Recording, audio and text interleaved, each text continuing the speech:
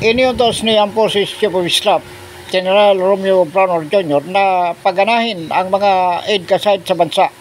Ito'y para sa mabilis umano ang humanitarian assistance at disaster relief operations sa mga lugar na apektado ng masamang panahon dulot ng habagat.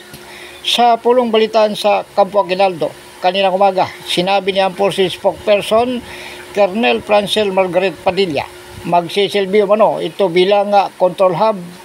Gagamitin umano ang mga EDCA site para sa repacking ng relief goods, deployment ng humanitarian assistance, disaster response, equipment at deployment ng mga tropa na re-responde sa mga apektado ng masamang panahon. Ayon kay Colonel Padilla, mayroong 9 na EDCA site sa buong bansa na maaaring gamitin bilang multipurpose hub sa humanitarian assistance disaster response operations. In response to Typhoon Christine and the enhanced southwest monsoon or habagat, the Armed Forces of the Philippines is operationalizing a key component of our national disaster response strategy.